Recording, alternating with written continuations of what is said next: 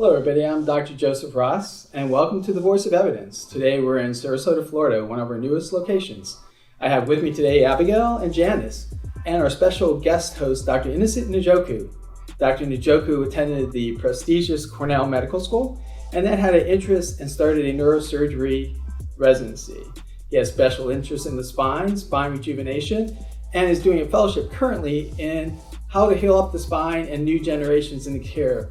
So it fits in perfectly what we're going to talk about today. Absolutely. And that is, where do you see healthcare in the future? What are the new innovations? How do you feel that the way healthcare is going is going to help mankind and do things better?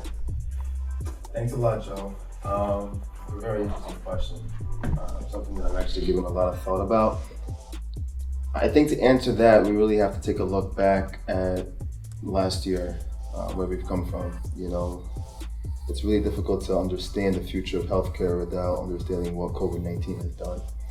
And the way I kind of envision all of this, we are, as a global community, all interconnected, and entities that disrupt our ability to connect essentially disrupts our ability to do everything, including administering adequate healthcare. The challenge that we've had to face in the last year is the ability to still reach out to people, still be able to connect with people, still be able to administer good healthcare, but remotely, right? We've had to kind of implement this idea of distance. We had to implement this idea of isolation. And obviously, all of these various factors became a hindrance from what we're taught in medical school, right? Right, it takes away from the hands-on training that you always taught us to do. Absolutely. So prevents that at this stage. Absolutely. So the future of healthcare, how do we go about circumventing the challenges that we've recently come across?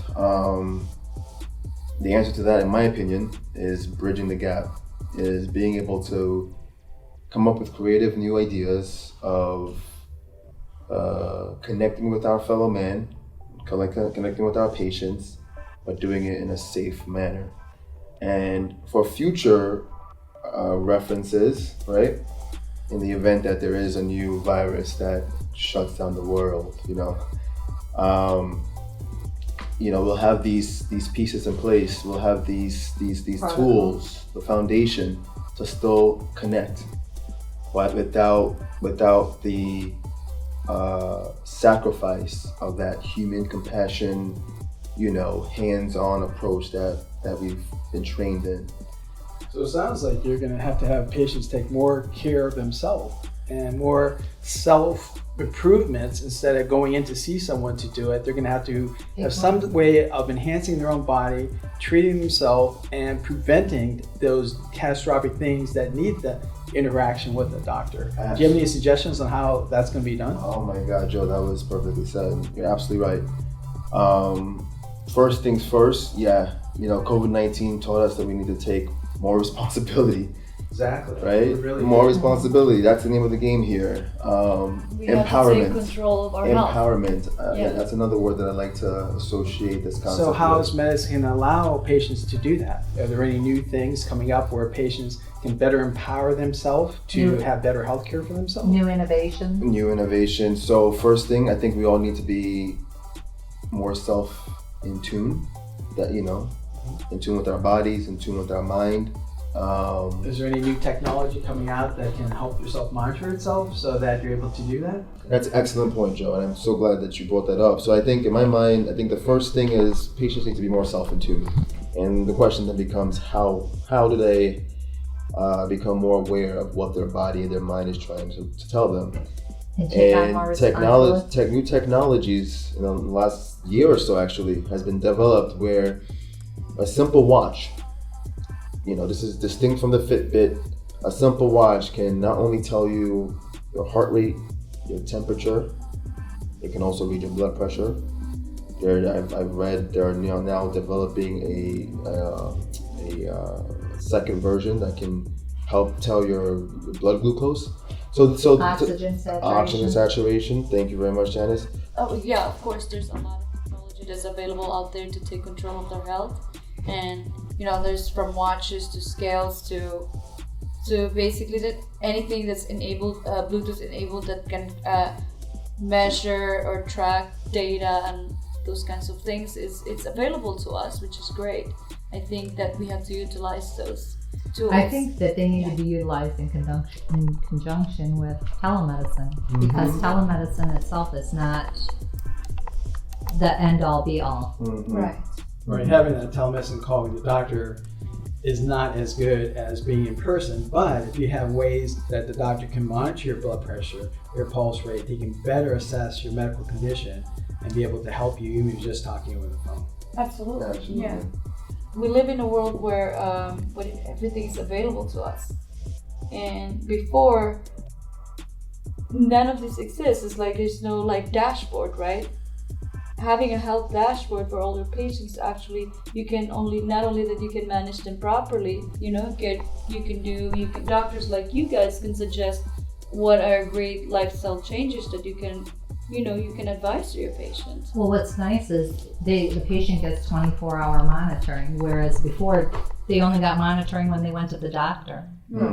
Yeah, So that's true, and it works both ways, because some patients come to the doctor and their blood pressure is up, they have the white coat syndrome, they'll get a true reading of what actually they're going through at home, and at home is where they spend 99.9% of their time. That's when you want to monitor it, that's when you want to know what's going on with them, and if you have that ability by doing that remotely without inhibiting the patient's lifestyle, so they can do their normal life activities and have that person watching over them. That's a win-win. Man, that's a plus for me. Yeah, and it almost fosters more of a partnership versus a sort of unidirectional physician-patient dynamic. Now the patient feels more empowered and feels more integrated in their own healthcare. It's taking responsibility for yourself, accountability.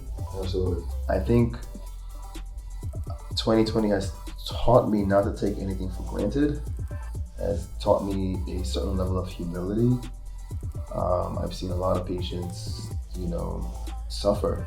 A lot of families go through some pretty turbulent times, challenges, economically, health-wise, etc. So I have a newfound appreciation for the people around me, my family, my friends, and almost like a renewed sense of motivation to give more, to do more, to help more. It's been a hard year, but I think there is some good that came from it. People are a little more scared. They're a little more scared of going out, a little more scared of just living their normal life. And so if there's some way of protecting them, maybe with a vaccine, and monitoring them so that they feel a little more safe, a little more comfortable, I think would be a big plus. Because right now people are afraid. Do you think we'll get back to the way things used to be, where people are, or is this our new normal? I think probably it's new normal. We may be modified a little bit over the next few months to years as more technology comes out and more vaccines come out, but I don't think we're going to ever get totally back to where it was. What do you think, Innocent? The sense of normalcy has been a concept that we've taken for granted until suddenly our entire livelihoods, our universe as we know it, is turned upside down. That's exactly right, Janice. And so to get back to this idea of normalcy will take a substantial amount of time. If we ever do, I'm inclined to lean towards your beliefs, Dr. Rouse. I think that we'll make efforts and progress towards normal, but we may never really get back to what we once thought it would be. And that's probably a good thing, Right. Progress, change never comes from a place of comfort, right? And it actually promoted a lot of the new healthy telemedicine stuff that probably wouldn't have came out. A lot of the new monitoring, a lot of the new take care of yourself, know what your body is doing and help yourself do it is a good thing. Everyone's different. Everyone has different ways they react to medications, the way they react to stress, the way they react to the environment. And if you can learn more about yourself and be able to deal with it easier. So, Dr. Ross, what piece of real advice would you give to other doctors? I would think that doctors should continue what they've always been doing, and that's showing compassion to the patient, understanding them maybe a little bit better, the situation they're going through, the fact that they may be put into a situation where they have a sick person they can't go and visit or see, and then they're constantly worried about it, and that just have patience with them and give them all the new best technology that can help them deal with the situation. And Dr. Njoku? Just, the idea and understanding that medicine will probably never be the same moving forward, that we really do need to embrace new ways of thinking, innovation, standard pharmaceuticals. And, again, this is all my opinion. Big pharma and the works, they certainly have a role. Somebody with a history of stroke definitely benefits from anticoagulation. But I think COVID has taught us that standard medicine is not the end all be all, and there are other modes of treatment, naturally occurring biologics that can help foster and promote almost a sort of a regenerative, self-healing dynamic internally in the body.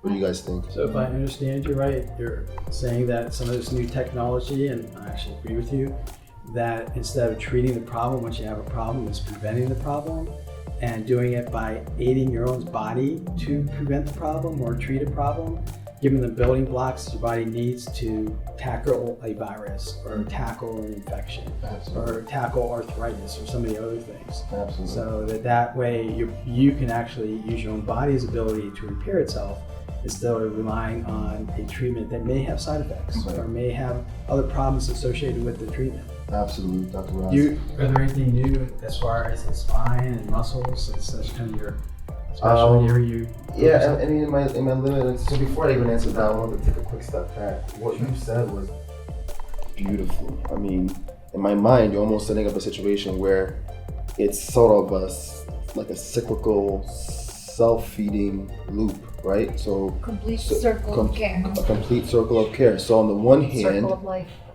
hand, we have new technologies that help patients and the physician become more in tune. Yes.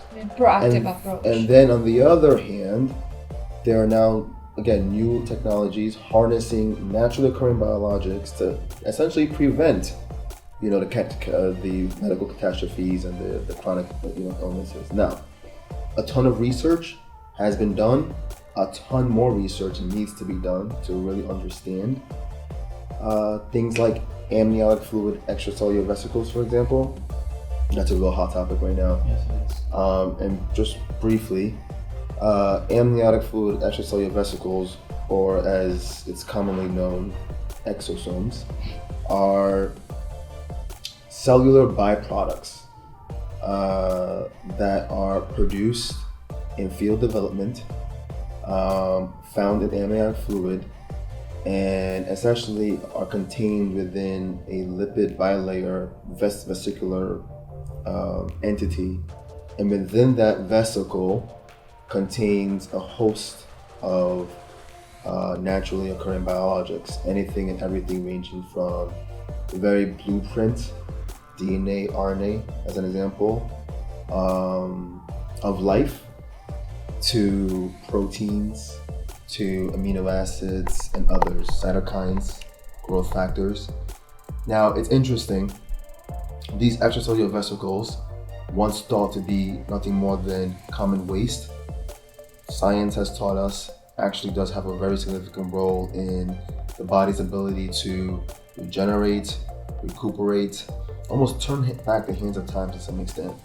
Now, I don't want to over-idealize this because, again, much is still needed to be understood, but it does appear that there's a role in soft tissue repair. There's a role in ophthalmological field, and now there are some studies and some clinical trials currently being undertaken to understand whether we can correct things like degenerative joint disease. So in short, yeah, I mean, this idea that we're painting, this picture that we're painting together collectively, this full circle of life, it's really two arms of this, two sides of the same coin. How do you guys feel about this? Can you explain to me what RNA is? Because not everyone understands what RNA is. Yeah, sorry.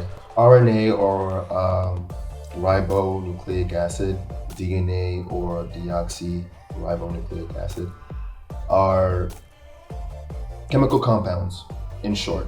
They are very long organic chemical compounds, very complicated, but they're nothing more than compounds necessary to produce proteins. And in the body, proteins are like the power horse of the cell. They coordinate the catalysis of chemical reactions. And so DNA and RNA are the blueprint of the genes needed to encode these proteins. And the array of proteins is vast, and everything from structural proteins that keep the cellular integrity intact to chemical catalysts that help speed up reactions and everything in between. I heard that amniotic fluid also works as like an anti-inflammatory in the body. How does that work? Mm-hmm. Again, I think this is a very novel field, very new. But simplistically speaking, the body, the aging process is nothing more than a series of inflammatory processes, responses that over time lead to chronic disease. And as we age, so at birth, right, we have two cells that combine, and that combination leads to new life. A sperm and an egg leads to new life. A fetus is then developed. Everything that's necessary for that very complicated 9-month process to occur is found in our genes. Wow. At that point, amazing. This term that I've coined, or you can think of it in such a way, the regenerative potential is at life's or your body's highest level at the fetal development stage and at birth. I see. But as we age, this regenerative potential declines over time. So that's why young kids heal faster, their bones heal faster, the cuts heal faster. Then as you get older, it takes a lot longer for you to heal up from anything. Your joints take a lot longer to get moving. So this is all the decreased regenerative potential as you age. So what you're talking about is maybe enhancing somebody's regenerative potential. I've heard though that you always have to be concerned, like if you do a blood transfusion or other things, that you have to worry about taking cells from one person to another. Does this solution have any cells in it, or is it just all proteins? Yeah. This regenerative potential, as you alluded to, does decline over time, and it opens up a whole school of thought. What sort of changes epigenetically occur that inhibits our ability to regenerate? What is the difference between a child and how malleable and adaptable their body is versus an elderly individual, if it's the same person with a common difference of time? And to answer that question, we really need to understand the epigenetics of what happens to our DNA as we age. But to go back to your question directly, these extracellular vesicles that I was trying to perhaps poorly describe, found in amniotic fluid, they are acellular entities. In other words, they contain no cells. So it makes it easier then for someone to receive something like that, because they're not going to have a cross reaction or immune response to an acellular material versus a cell that's present. Exactly, and that's been one of the limiting factors in the discipline of stem cell biology. Right, stem cell biology had, back in the 90s and early 2000s, had tremendous potential, right?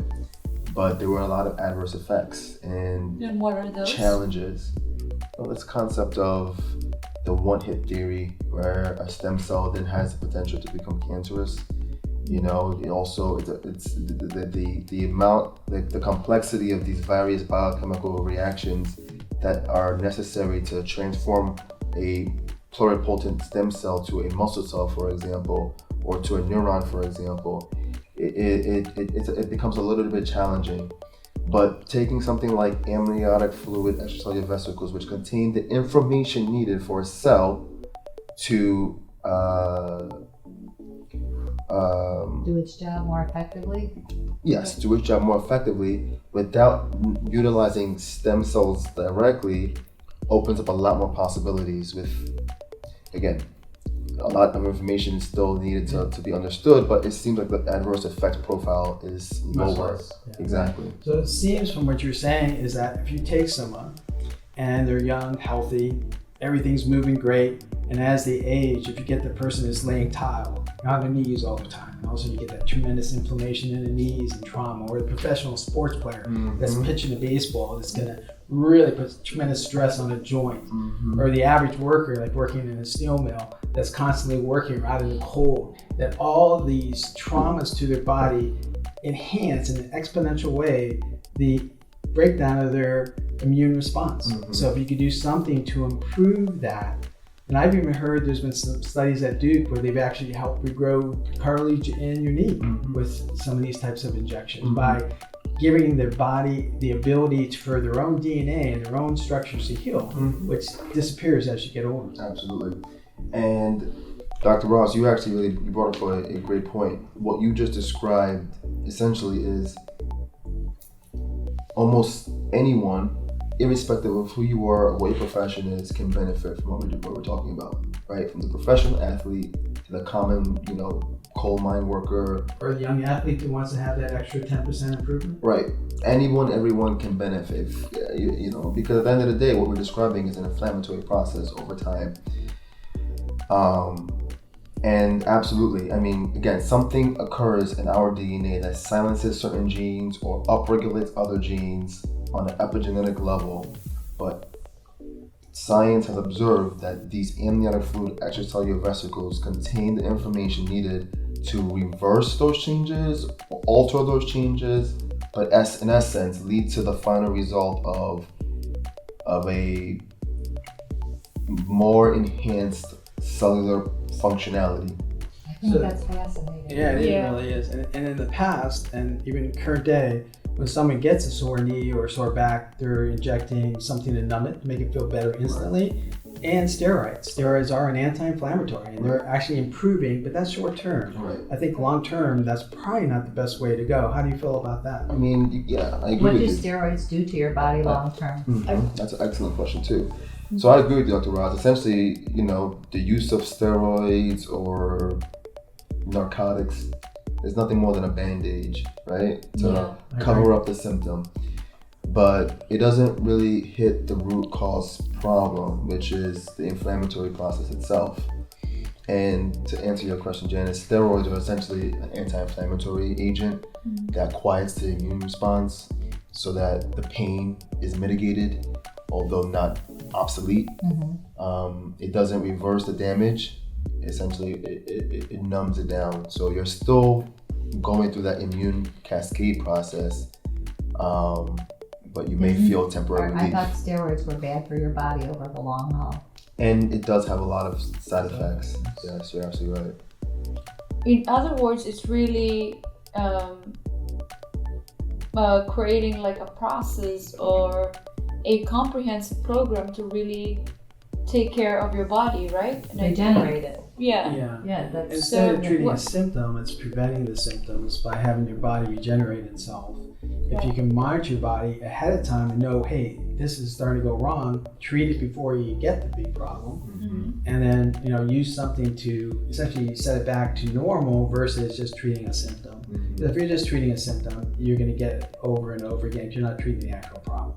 It's like a Band-Aid. Right. So if I were your patient, let's say for example, I have a joint problem or something like that, how can you walk me through the process of those? Well, I think you'd probably want to find out, what caused the joint problem to begin with. Was it a trauma or is it aging? Do they have rheumatoid arthritis or an inflammatory problem? And then there are a lot of different options as far as improving that. Everything from physical therapy, exercises, to the amniotic fluid injections that you're talking about. Short term, maybe you can inject a joint with a pain reliever like Xylocaine or lidocaine to give you an instant result, but that's not going to correct it. You want to treat it with the actual way your body healing itself. There's still a lot to be understood in that field, isn't there? Absolutely. What is the best way for to do like a holistic approach of medicine? It's like, so holistic to me is kind of one of those names that means so many different things and has so many bad connotations because it actually is anything from quackery to actually using some herbs and vitamins and things that actually help your body, because you need the building blocks to help your body. And the way I kind of understand what Dr. Njoku was talking about is that you need your body to know where the problem is and be triggered to heal itself. So if you put a solution like amniotic fluid in that has messenger and microRNA that tells your body, it goes to the site of the trauma, tells your body, come and heal this, this is what I need. But you need the building blocks, and then the building blocks include the growth factors that are in the amniotic fluid, but also nutrient supplements. If you're not eating right, or if you're not absorbing food right, having certain juices or certain naturally occurring things are very helpful, and there's a lot of great studies for that. I mean, even just in the eye, we've known from studies now there's a 40% decrease in progression of macular degeneration by taking the right vitamins. And those are well-documented studies. So, anybody who's not taking vitamins and have a history of macular degeneration in the family or have macular degeneration really are not helping themselves out. They're waiting until it gets so bad that there's no treatment. So like Dr. Njoku was saying is that if we could find out what's going wrong with your body and treat it proactively and give your body the stimulus and the mechanisms to do that, along with a healthy lifestyle, not smoking, which is one of the worst things you can do, is because that builds up the antioxidants and prevents your body from healing. And even in go back to macular degeneration, that's one of the worst things you can do is smoke, because that actually will progress macular degeneration, and that's well documented with studies.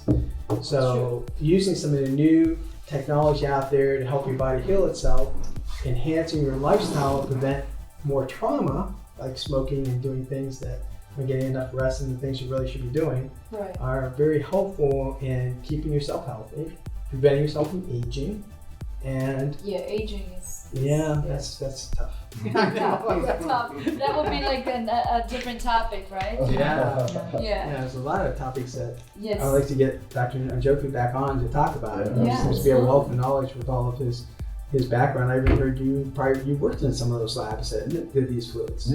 So for a period of time, I was the chief medical officer for a biotech company that focused heavily on the research and development of these naturally occurring biologics. So it's kind of grown to be a passion of mine. I think there's a lot of potential. There's a lot of prospective uses in conventional medicine. But before I go, and again, thank you so much. I'm humbled by the opportunity to be here with you guys. But before I go, I did want to kind of mention something that I don't want to get lost in translation as we're discussing.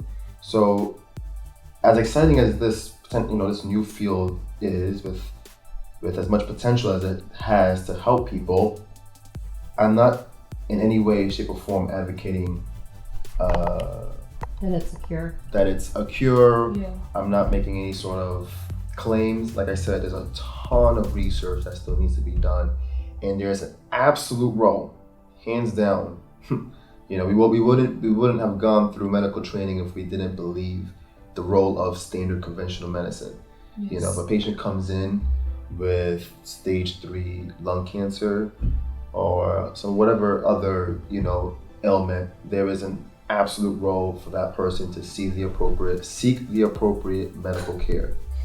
And who knows, maybe in the next decade or two, we'll have a more, again, one thing I wanted to emphasize is that there is a lot of potential for this new field, but there's also a role, a very clear role for conventional standard medicine.